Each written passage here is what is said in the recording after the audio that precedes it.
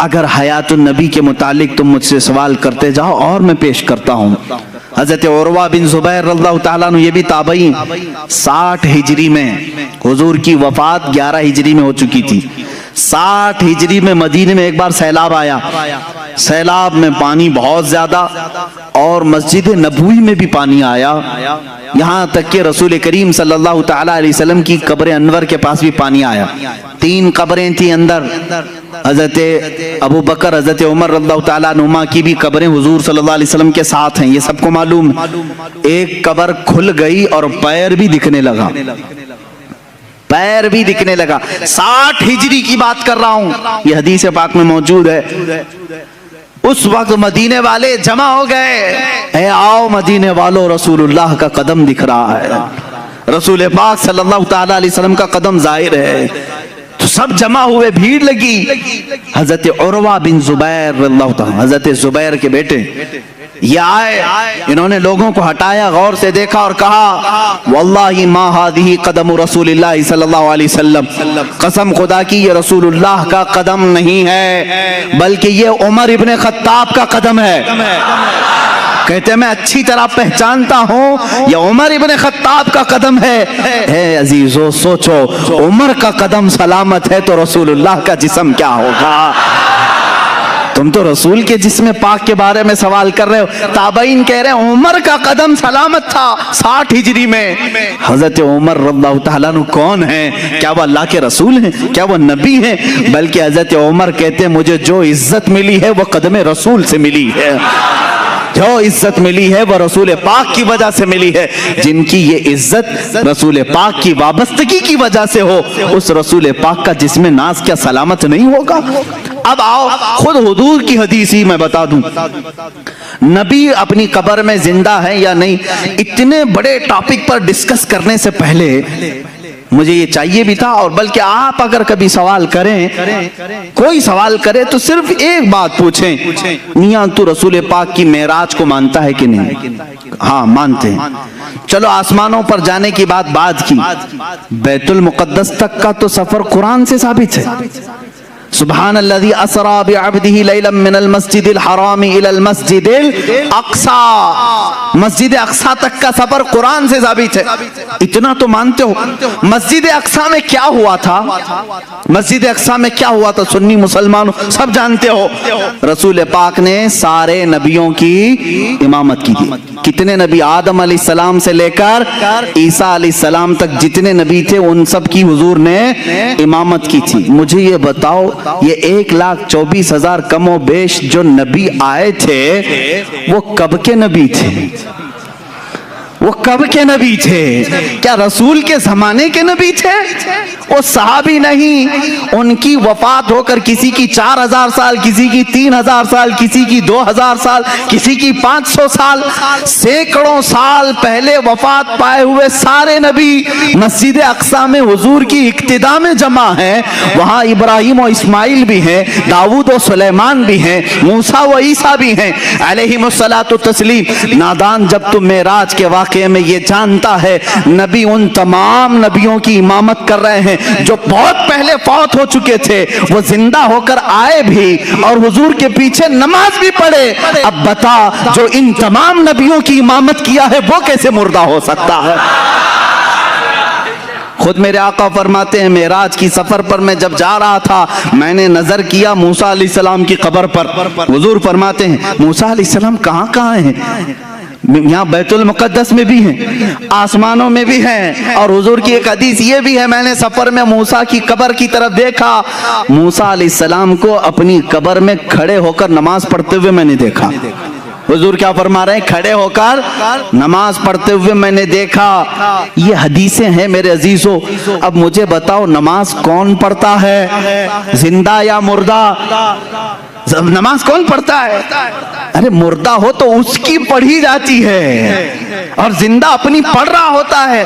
और अल्लाह के नबी फरमा रहे हैं, मूसा अलैहिस्सलाम को मैंने कब्र में नमाज पढ़ते हुए देखा। जब मूसा अपनी कब्र में नमाज पढ़ने के लिए जिंदा है, मेरा अकीदा ये है तू जिंदा है वल्लाह, तू जिंदा है वल्लाह। मेरी चश्मे आलम से छुप जाने वाले रसूल करीम सल्लल्लाहु ताला अलैहि वसल्लम की हयात तैयबा के लिए बहुत सारी दलीलें हैं, खुद अहादीस से साबित हैं। दूसरे नबियों की जब जिंदगी साबित है तो रसूल की जिंदगी भी तुम्हें माननी पड़ेगी। आओ अब सहाबा का ही अकीदा सबसे बेहतरीन अकीदा है ना, सबसे बेहतरीन अकीदा। माँ आयशा सिद्दीक़ा रज़ियल्लाहु ताला अन्हा का अकीदा पूछते हैं, आपका अकीदा क्या है रसूल के मुतालिक? सुने, जब रसूल करीम सल्लल्लाहु ताला अलैहि वसल्लम वफात पा गए, हुजूर पाक सल्लल्लाहु ताला अलैहि वसल्लम की वफात हुई, आपका दफन, आपकी तदफीन कहाँ हुई? वो हुजरे आयशा है। हजरत आयशा सिद्दीक़ा का वो मकान था, उसी में वो आराम फरमाती थी। हजरत आयशा के हुजरे में हुजूर की तदफीन हुई, सबको मालूम है। हजरत आयशा सिद्दीक़ा के पास ही चाबी रहती थी। हजरत आयशा कमरा खोलती थी, कमरे के अंदर जाती थी, सफाई करती थी। चंद सालों के बाद हजरत अबू बकर सिद्दीक का विसाल हुआ। हजरत अबू बकर सिद्दीक भी कहाँ दफन हुए? रसूल पाक सल्लल्लाहु अलैहि वसल्लम। उनकी भी तदफीन का अंदाज भी ये है, उन्होंने वसीयत की थी, मेरा जनाजा हुजरे के सामने रख देना, अगर रसूल से इजाजत मिले तो दफन करना। 2.5 साल के बाद वफात हुई, हुजूर की वफात के 2.5 साल के बाद। कोई सहाबी ये नहीं पूछ रहा हजरत अबू बकर से इजाजत हम कैसे लेंगे, वो तो कब्र में है, किसी ने पूछा नहीं। हजरत अबू बकर ने वसीयत की, सब ने कहा हाँ पूछ लेंगे। इसका मतलब है उनका अकीदा था रसूल।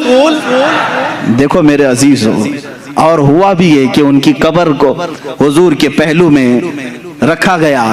हजरत आयशा के कौन है? हजरत अबू बकर वालिद है ना, हजरत अबू बकर सिद्दीक हजरत आयशा के बाप हैं, वालिद हैं। और हुजूर सल्लल्लाहु अलैहि वसल्लम उनके क्या हैं? शौहर हैं। हुजूर के, हुजूर हजरत आयशा के क्या हैं? शौहर हैं। दोनों भी महरम हैं, दोनों महरम हैं। हजरत आयशा सिद्दीका फरमाती, जब हजरत उमर दफन हुए तो अब वो उस हुजरे में जाना बंद कर देती, अब सफाई के लिए नहीं जाती थी।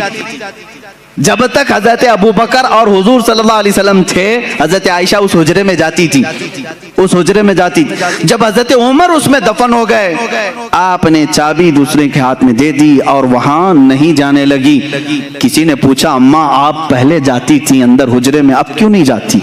कहती हैं, रसूल मेरे महरम थे, अबू बकर मेरे महरम थे, उमर मेरे लिए गैर महरम है, मैं उनसे पर्दा करने के लिए नहीं जाती। मुझे बताओ अम्मा आयशा, पर्दे का हुक्म तो जिंदों के लिए है, पर्दे का हुक्म किसके लिए है? जिंदों के लिए। माँ आयशा सिद्दीका हजरत उमर के कब्र में जाने के बाद पर्दा कर रही हैं। इसका मतलब है आयशा सिद्दीका का अकीदा था कि उमर अपनी कब्र से उन्हें देख रहे होंगे।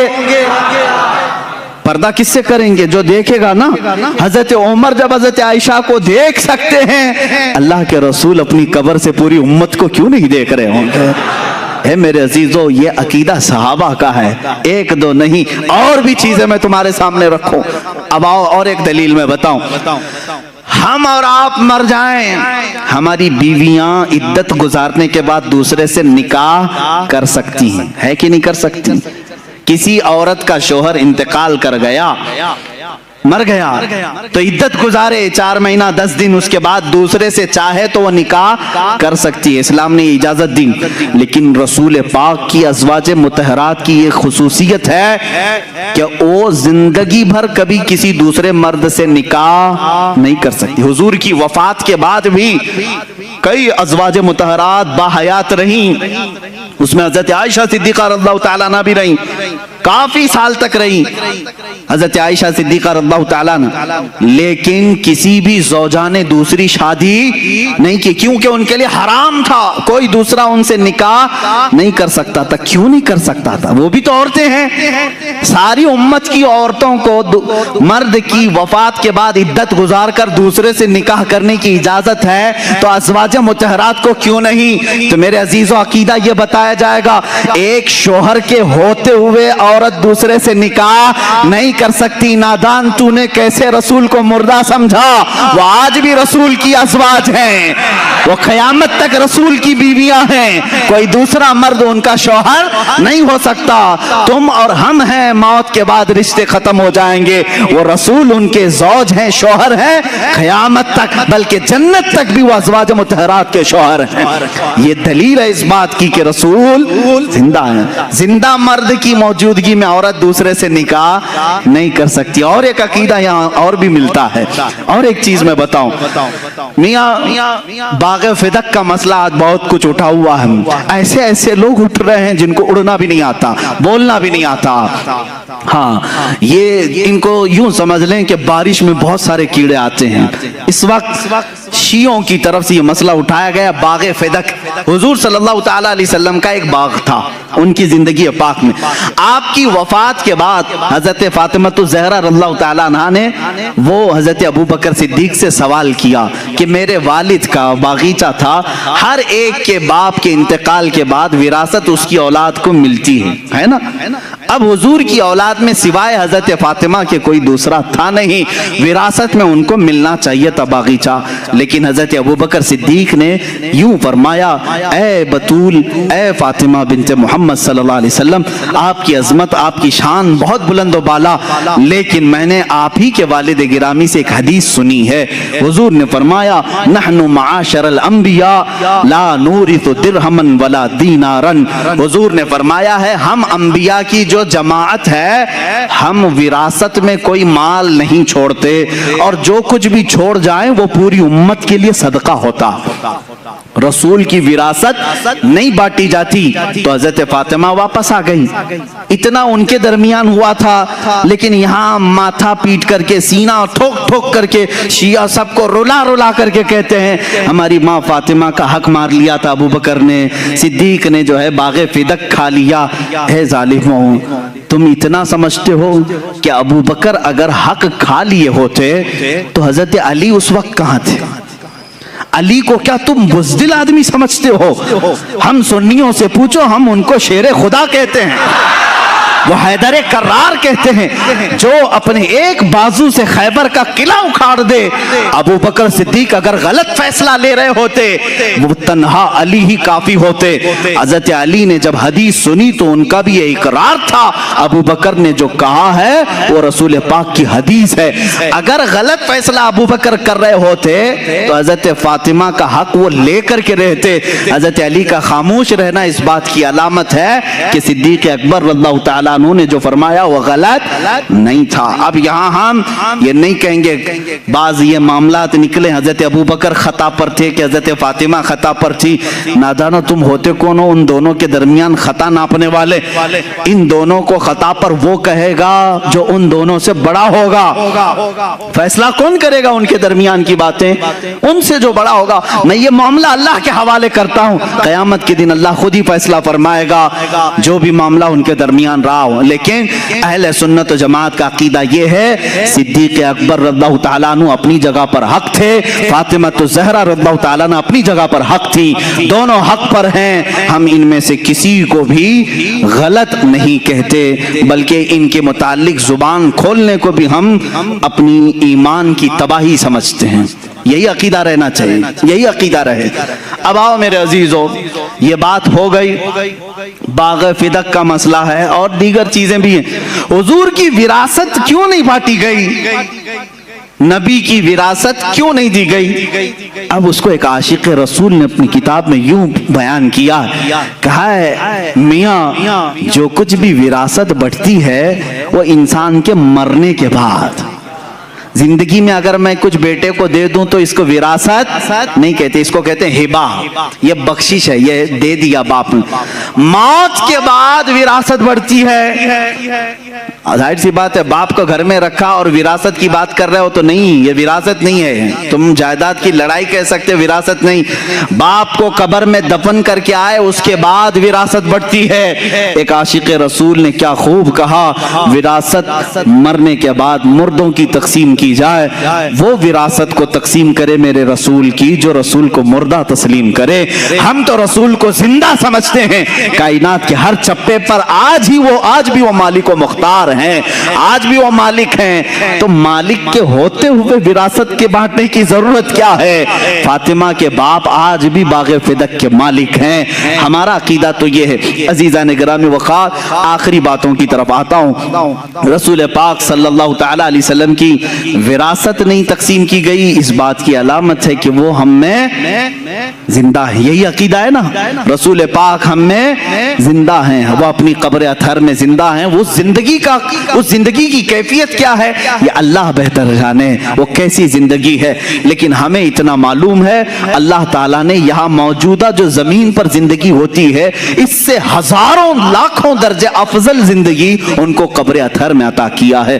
وہ رسول پاک صلی اللہ تعالی علیہ وسلم آج بھی دستگیری فرماتے ہیں, آج بھی دستگیری فرماتے ہیں. یہ الگ عنوان ہے کہ اب رسول مدد کرتے ہیں کہ نہیں کرتے, بس اتنا سمجھ لو کہ زندہ ہیں تو مدد بھی کریں گے انشاءاللہ.